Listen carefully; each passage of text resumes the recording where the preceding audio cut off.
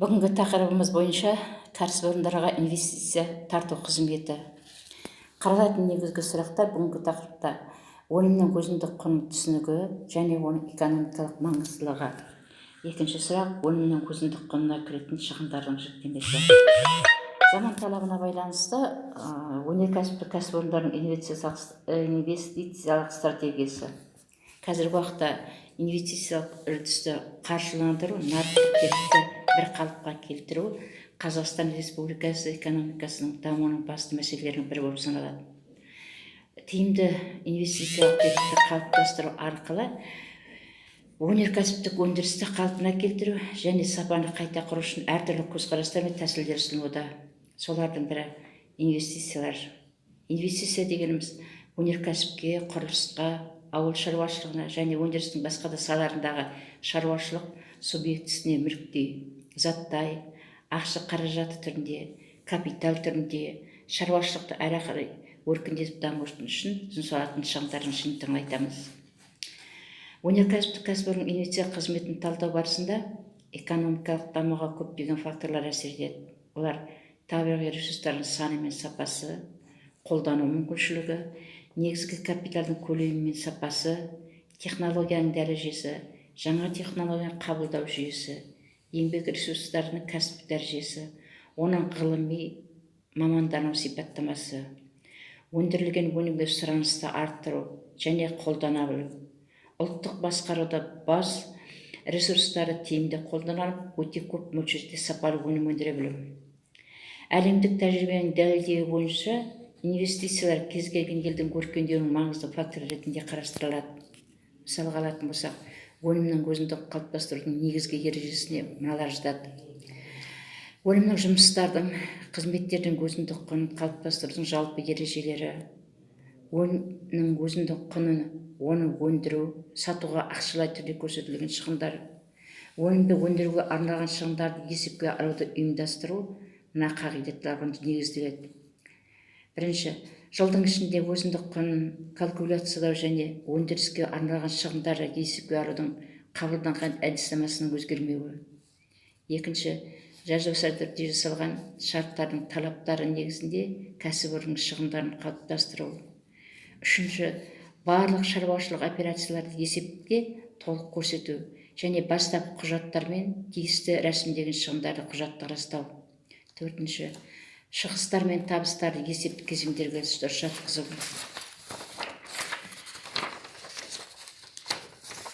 Есепте өндіріске ағымдағы шығындар және күрделі салымдарды бөлу, шығындардың өндірістік бағытын растау мүмкіндігі, кәсіпорындардың өндірістік шығындары кәсіпорынның өзінің қызметіне жатқызылуы тиіс. Шығындардың баптардың тізбесі, олардың құрамы мен өнім, мысалы жұмыс қызмет түрлері бойынша бөлу әдістері.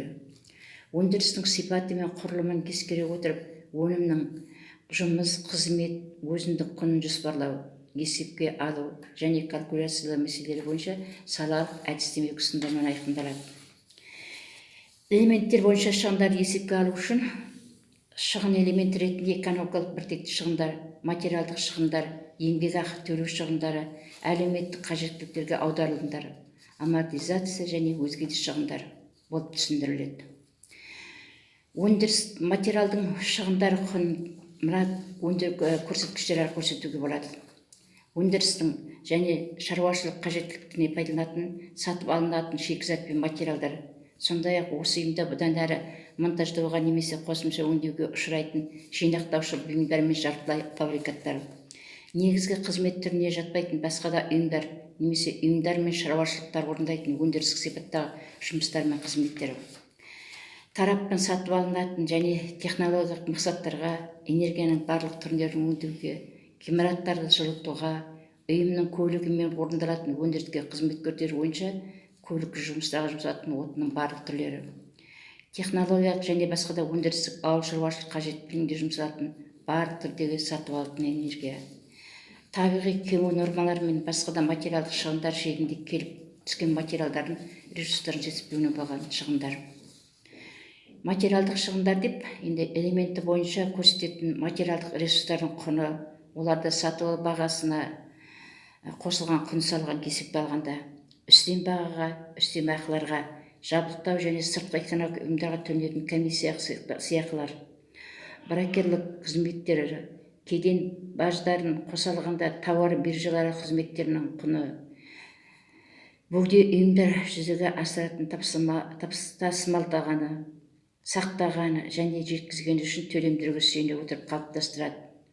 Өнімнің өзіндік құнына енгізілетін материалдық ресурстарға арналған шығындардың қайтарымды қалдықтарын құны алынып тасталады.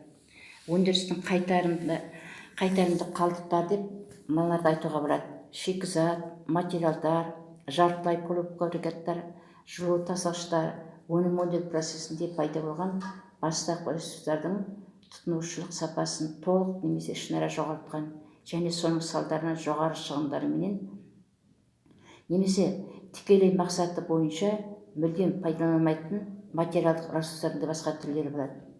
Қайтарылатын қалдықтардың келесі тәртіппен бағалайды.